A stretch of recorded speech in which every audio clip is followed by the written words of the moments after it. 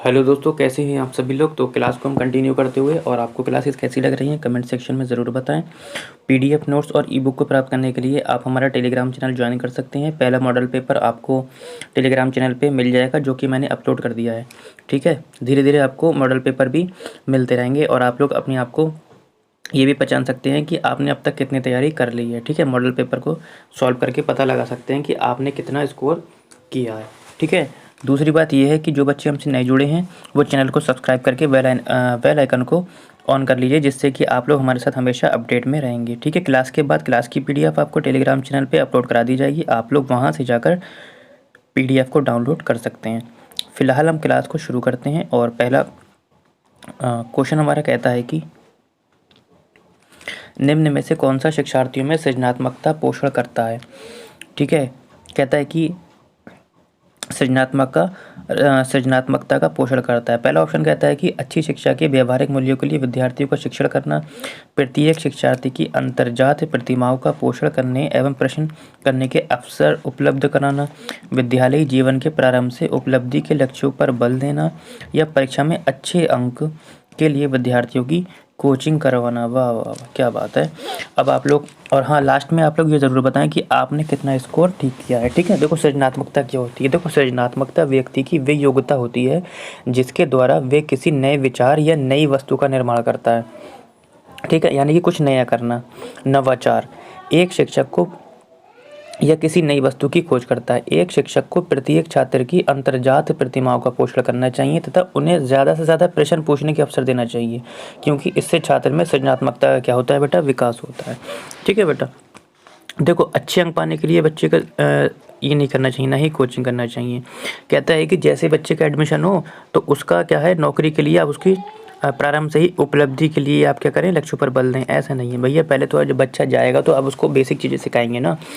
ठीक है, तो ऑप्शन आपका हो जाएगा दूसरा कि प्रत्येक शिक्षार्थी की जो अंतर्जात प्रतिमाओं का पोषण करना और प्रश्न पूछने के लिए अवसर करना। जब बच्चा प्रश्न पूछेगा इस ठीक है, इससे क्या होगा, सृजनात्मकता का पोषण होगा। अगर बच्चा प्रश्न नहीं पूछ रहा है, इसका मतलब शिक्षण ठीक नहीं हो रहा है, बच्चा आपसे या तो डर रहा है या घबरा रहा है। ठीक है, आगे बढ़ते हैं।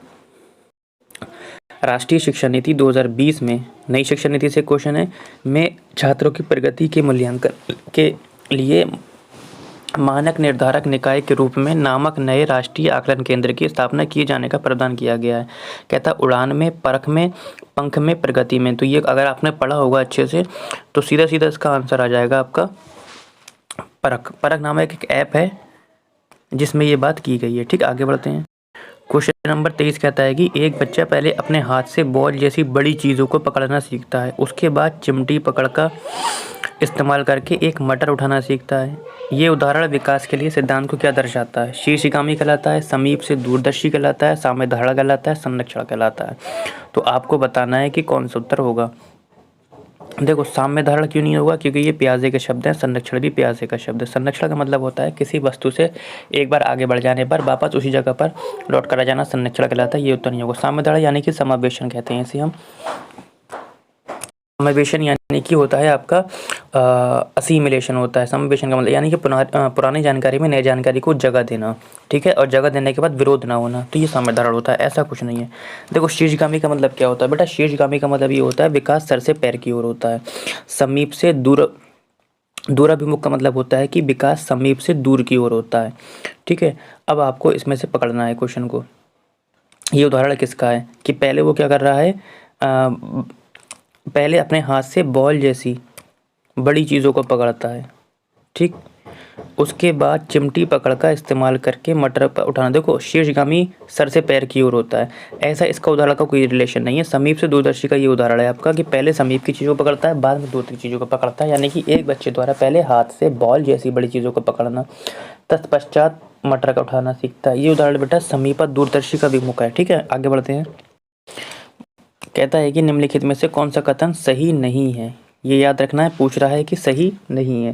कहता है विकास क्रमबद्ध व व्यवस्थित होता है। बिल्कुल बेटा, विकास जो होता है क्रमबद्ध होता है, क्रम से होता है। यानी कि शैशवावस्था के बाद बाल्यावस्था आती है, बाल्यावस्था के बाद किशोरावस्था आती है, फिर प्रौढ़ावस्था होती है, और व्यवस्थित होता है। ये ऑप्शन आपका ठीक है, लेकिन उत्तर नहीं होगा आपका, क्योंकि हमसे नहीं वाला पूछा है। फिर कहता है विकास केवल आप यहाँ से भी ऑप्शन को काट सकते हैं। मैंने आपको टैग वर्ड बताया था, केवल दिख जाए, सिर्फ दिख जाए, परिभाषा दिख जाए, व्याख्यान दिख जाए, रट्टा मारना दिख जाए, ठीक है, वो सब ऑप्शन क्या होते हैं सीटेट में गलत होते हैं। और अगर आपको ये टैग वर्ड नहीं भी पता है फिर भी आप इस ऑप्शन को काट सकते हैं। कैसे? कहता है विकास आनुवांशिकता से प्रभावित होता है। मैंने आपको बताया था कि विकास जब भी आनुवांशिकता का जिक्र आएगा तो इसके साथ आपको वातावरण भी मिलना चाहिए, ठीक है बेटा। तो ये विकास होता है आनुवांशिकता और वातावरण के गुणनफल का क्या होता है, परिणाम होता है। इसलिए भी ऑप्शन गलत है, केवल लगा है इसलिए भी ऑप्शन गलत है। मैंने दोनों तरीके से आपको बता दिया, ठीक है। तो आनुवांशिकता और वातावरण का गुणनफल होता है। विकास के सभी क्षेत्र एक दूसरे को प्रभावित करते हैं, बिल्कुल ये ऑप्शन ठीक है। अंतर संबंध का सिद्धांत मैंने आपको बताया था कि विकास के किसी भी एक क्षेत्र में जब क्या हो जाता है, विकार उत्पन्न हो जाता है तो सभी क्षेत्र में क्या हो जाता है, परेशानी उत्पन्न हो जाती है। विकास की गति व्यक्तिगत होती है, बिल्कुल विकास की गति क्या होती है, व्यक्तिगत होती है। सबका विकास अलग अलग होता है। जैसे कि कोई जल्दी चलना सीख जाता है, कोई देर में चलना सीखता है, कोई जल्दी बोलना सीख जाता है, कोई देर में बोलना सीखता है। लेकिन उत्तर ये हमारा नहीं होगा, हमसे नहीं पूछा है। फिलहाल उत्तर हो जाएगा हमारा बी। विकास केवल आनुवांशिकता को प्रभावित नहीं करता है, सॉरी, आनुवांशिकता से ही प्रभावित नहीं होता, ये आनुवांशिकता और वातावरण दोनों से प्रभावित होता है। इसलिए ये वाला ऑप्शन आपका गलत हो जाएगा, ठीक। एक क्वेश्चन आपका लॉरेंस कोल्बर से है कि लॉरेंस कोल्बर द्वारा प्रतिपादित नैतिक विकास के किस स्तर पर व्यक्ति ये तर्क करते हैं कि मानवाधिकार, मानव का अधिकार व न्याय सबसे ज़रूरी है, भले ही सामाजिक कानून के खिलाफ हो, ठीक है। ये आपको बताना है। देखो लॉरेंस कोल्बर्ग ने कौन सा सिद्धांत दिया बेटा, नैतिक विकास का सिद्धांत दिया इन्होंने। कौन सा सिद्धांत दिया, नैतिक विकास का सिद्धांत दिया है, ठीक है। इन्होंने 3 सिद्धांत दिए हैं और 3 सिद्धांत में 2 उपअवस्थाएं यानी कि 6 सिद्धांत दिए हैं इन्होंने। आज्ञा एवं आज्ञापालन एवं अभिन्यास, ठीक है। दंड एवं आज्ञापालन यानी कि पहली अवस्था की दूसरी उपअवस्था है जिसकी उम्र 3 से आपकी 10 वर्ष होती है, ठीक है। ये आपका उत्तर नहीं होगा। इसमें क्या होता है कि एक तरफ होता है अहम केंद्रिकता, एक तरफ होता है दंड एवं अनुशासन यानी कि आज्ञा पालन, ठीक है। इसमें क्या होता है, एक तरफ स्वार्थी बच्चा होता है और एक तरफ क्या होता है, माता पिता होते हैं। माता पिता कहते हैं कि थोड़े खिलौने बड़े भाई को यानी कि छोटे भाई को दे दो, वो कहता है कि कुछ खिलौने मैं नहीं दूंगा, फिर पापा कहते हैं दे दो। तो इसमें क्या होता है, बच्चा क्या होता है, नैतिक दुविधा में फंस जाता है कि अगर नहीं दूंगा तो पिटना पड़ेगा। तो जो निर्धारण होता है बेटा वो किस पर होता है, माता पिता यानी कि दंड एवं आज्ञा पालन पर होता है। लेकिन ये वाला हमारा ऑप्शन ऐसा नहीं है क्योंकि ऐसा कोई भी बात नहीं की गई है। अच्छा लड़का अच्छा लड़की अभिमन्यास यानी कि ये दूसरी अवस्था आ जाती है बेटा, परंपरागत अवस्था। ये 10 से 13 वर्ष चलती है। इसमें इसकी 2 उप अवस्थाएं होती हैं। एक तरफ होता है अच्छा लड़का अच्छा लड़की अभिमन्यास, एक तरफ होता है कानून एवं व्यवस्था अवस्था। अच्छा लड़का अच्छी लड़की अभिमन्यास में क्या आ जाते हैं, जैसे कि शर्मा जी के बेटे जैसा बनो, और कानून एवं व्यवस्था अवस्था में क्या जाती है, आत्मनिर्भरता आ जाती है यानी कि मैं अपना निर्णय खुद ले सकता हूँ। पापा कहते हैं शर्मा जी के बेटे जैसा बनो, मैं कहता हूँ कि बच्चा कहता है कि मैं अपना निर्णय खुद ले सकता हूँ। तो जब आप अच्छे बनोगे तो समाज आपकी वाहवाही करेगा, ठीक है। तो ये किस में आ जाता है, अच्छा लड़का अच्छी लड़की अभिन्यास में आ जाता है। मैं अपना निर्णय खुद लूँगा, ये किस में आ जाता है, आत्मनिर्भरता में आ जाता है। यानी कि ऐसा भी कुछ नहीं कह रहा है। अब 2 ऑप्शन बचते हैं आपके, अधिकारिता एवं सामाजिक क्रम व्यवस्था अभिविन्यास, सार्वभौमिक नैतिकता सिद्धांत, ये आपकी तीसरी अवस्था है। और ये दोनों उसकी उपअवस्थाएं हैं यानी कि उत्तर परंपरागत अवस्था, उत्तर रूढ़िवादी 13 से 16 वर्ष तक चलती है। इसमें क्या होती है, सामाजिक अनुबंधन, सामाजिक अनुबंधन यानी कि अपना अपना हित देखना, अपना अपना हित देखना यानी कि तुम मुझे पैसे दो मैं तुम्हें टमाटर दूंगा, चोर चोर मौसेरे भाई, तुम मेरी मत कहना यानी कि तुम मेरी मत कहना मैं तुम्हारी मत कहूँगा। तो फिलहाल यहाँ पर भी ऐसा कुछ नहीं कहा जा रहा, ये भी ऑप्शन नहीं होगा। चौथा ऑप्शन बचता है सार्वभौमिक नैतिकता। इसमें क्या होता है बेटा, परोपकार। क्या होता है इसमें, परोपकार यानी कि दूसरों का भला ज़रूरी है चाहे मेरा ना हो, ठीक। यानी कि दूसरे का भला ज़रूरी है यानी कि चाहे मैं कानून की मानवाधिकार व न्याय सबसे ज़रूरी है भले ही सामाजिक कानून के खिलाफ हो, यानी कि कानून के खिलाफ हो मैं तो सह लूँगा लेकिन आपको सहने नहीं दूंगा, यानी कि मैं तो भूखा रह लूँगा यानी कि आपको भूखा रहने नहीं दूंगा। ऑप्शन नंबर इसी ऑप्शन हो जाएगा आपका 4 वाला, सार्वभौमिक नैतिकता। आप समझ गए आप लोग, चारों ऑप्शन मैंने क्लियर कर दिए हैं। आगे बढ़ते हैं। क्वेश्चन नंबर 26 कहता है सूची 1 को सूची 2 से मिलाना। कहता है सृजनशील वाला कैसे होते हैं, प्रतिभाशाली वाला कैसे होते हैं, मंदबुद्धि वाला कैसे होते हैं, पिछड़े वाला कैसे होते हैं। तो आपको ये बताना है, ठीक है। देखो सृजनशील वाला क्या होते हैं, पहले ये समझ लीजिए। सृजनशील वाला क्या होते हैं, सृजनशील बालकों में मौलिक चिंतन की प्रवृत्ति पाई जाती है। किसकी प्रवृत्ति पाई जाती है, यानी कि मौलिक प्रवृत्ति की, यानी कि ए का क्या हो जाएगा आपका वन हो जाएगा। मौलिक चिंतन की प्रवृत्ति पाई जाती है। इन बालकों में मौलिकता के तत्व पाए जाते हैं तथा इनका दृष्टिकोण सामान्य बालकों से बेटा क्या होता है, अलग होता है। प्रतिभाशाली बालक कौन होते हैं? प्रतिभाशाली बालकों की श्रेणी में ऐसे बालक आते हैं बेटा जो अपनी श्रेष्ठ क्षमता अर्थात सामान्य ज्ञान की श्रेष्ठता एवं क्रियात्मक योग्यता के बल पर शैक्षिक उपलब्धियों में विद्यालय स्तर पर उच्च स्थान प्राप्त करते हैं। ठीक, यानी कि ऑप्शन नंबर मैंने आपको बताया कि सृजनात्मक बालक मौलिक चिंतन पा जाता है, यानी कि ए का 1 मिलेगा। ए का 1 इसमें है, ए का 1 इसमें नहीं है, ये कट गया। अब या तो ये वाला ऑप्शन होगा या तो ये वाला ऑप्शन होगा। ठीक, दूसरा मैंने अभी बताया कि प्रतिभाशाली बालक कैसे होते हैं, सामान्य श्रेष्ठ से होते हैं, यानी कि बी का आपको मिल जाएगा तीसरा। देख लीजिए बी का तीसरा किस में है, इसमें बी का दूसरा है, नहीं होगा, बी का दूसरा है तो यही हो जाएगा। अगर मुझे सारे ऑप्शन नहीं भी पता है, केवल एक या दो ऑप्शन पता है, तब भी मैं आंसर तक पहुंच सकता हूं। फिलहाल मंदबुद्धि बालक किसे कहते हैं ये समझ लीजिए। मंदबुद्धि बालक बेटा वे होते हैं जिनकी बुद्धि इतनी कम विकसित होती है कि उनमें मानसिक क्षमताएं यानी कि अधिगम की मंद गति कम विकसित हो पाती है। ठीक, तो ये आ जाएगा आपका।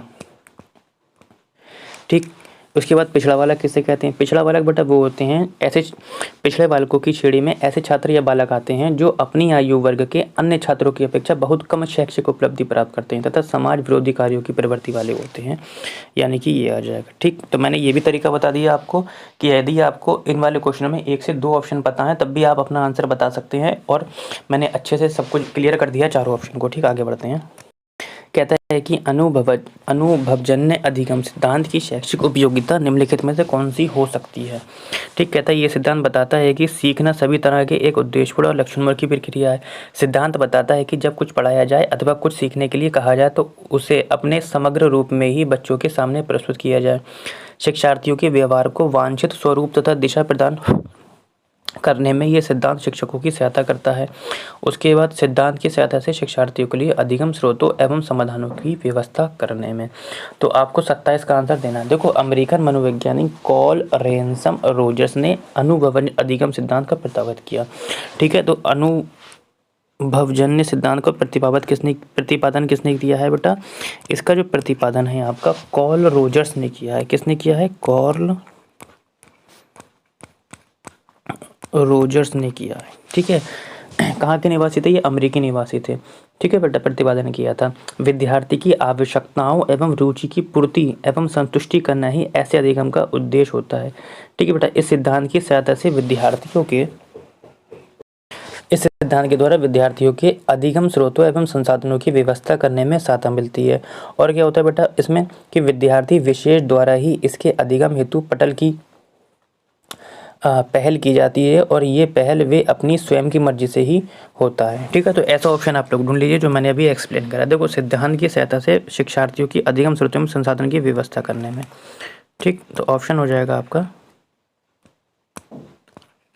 4 वाला। ठीक है, आगे बढ़ते हैं। कहता है कि समावेशी शिक्षा को शामिल कर अपने उद्देश्यों को प्राप्त करती है। ठीक, समावेशी कक्षा से एक क्वेश्चन आपको ज़रूर देखने को मिलेगा। ठीक है, तो समावेशी कक्षा होती क्या है? देखो, समावेशी कक्षा सामान्य एवं अधिगम अक्षम को शामिल कर अपने उद्देश्यों को प्राप्त करती है। समावेशी शिक्षा का तात्पर्य क्या होता है? समाज की सभी वर्गों के बच्चों को शिक्षा की मुख्यधारा से जोड़ना, उन्हें शिक्षा के समान अवसर उपलब्ध कराना। ये कक्षा में विविधता को प्रोत्साहित करती है। विविधता का मतलब होता है कि इसमें सारे तरीके के बच्चे होते हैं।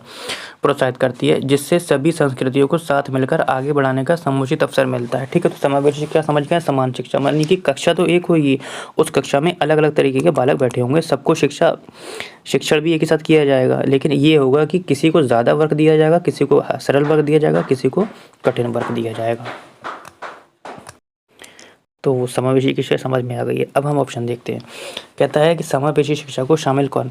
केवल प्रतिभाशाली बच्चे होते हैं। मैंने अभी आपको बताया कि सभी तरीके के बच्चे होते हैं। ठीक, तो केवल भी शब्द लगा है इसलिए भी गलत है, केवल प्रतिभाशाली नहीं होते हैं। कहता है कि केवल अधिगम अक्षम शिक्षार्थी होते हैं। नहीं बेटा, केवल अधिगम वाले नहीं होते हैं, अक्षम विद्यार्थी नहीं होते हैं, सारे बच्चे होते हैं, ये भी नहीं होगा। देखो, पहली बात तो सभी में केवल लगा हुआ है, मैंने बताया था आपको जहाँ पर भी केवल दिख जाए। अब बताओ कितना अच्छा है कि तीनों में केवल था, मैंने तीनों काट दिए। एक ही ऑप्शन बचता है जिसमें सामान्य भी होंगे, अधिगम अक्षम वाले भी होंगे, प्रतिभाशाली भी होंगे, सारे के सारे होंगे। ठीक, आगे